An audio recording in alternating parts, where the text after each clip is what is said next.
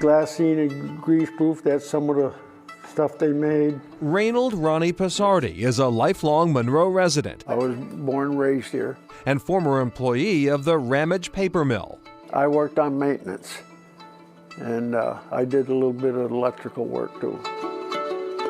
The mill opened in Monroe in 1888, 3 years after the new Hoosick Tunnel and Wilmington Railroad began hauling tree pulp from a plant in Reedsboro, Vermont, to a paper company in Holyoke, Massachusetts. The railroad's vice president, James Ramage, was inspired to open his own pulp and paper mill right in Monroe. The Ramage family built a dam and a pair of turbine water wheels to generate the facility's electricity. Soon thereafter, the James Ramage Paper Company was producing 10 tons of manila paper a day for boxes.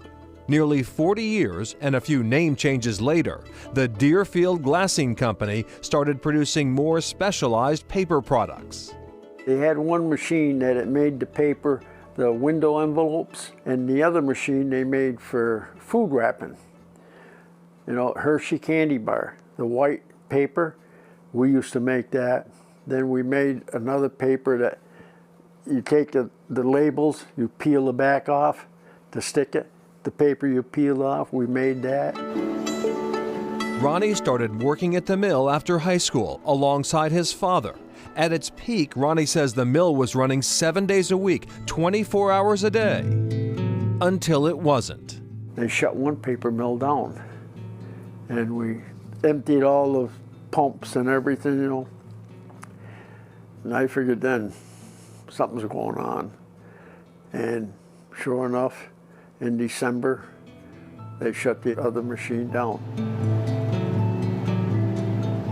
Monroe's economy was devastated by the closing of the paper mill here in 1984.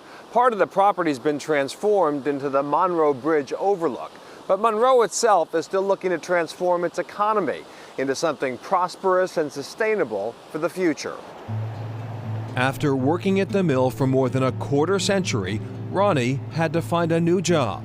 He didn't have to search long, but he did have to drive a while to get there, about an hour east to Greenfield. It'd be nice if there was jobs right around here. Since then, the power company has been the only steady source of local jobs, with a modest 15 full-time employees.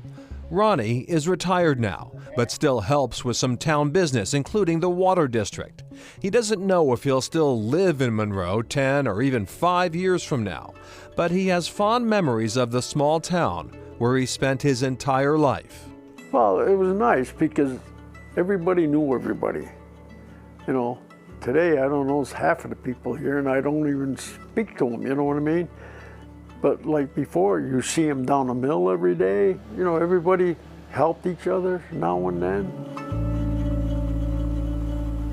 One of Monroe's most notable natives is Vice Admiral Lawson P. Ramage, a naval submarine commander who was the grandson of the paper mill's founder. Ramage was a Medal of Honor recipient for his service during World War II, and a naval destroyer commissioned in 1995 was named after him. 2 years later, the USS Ramage was an escort of the USS Constitution when she set sail in Massachusetts Bay. Next, buying real estate in Monroe.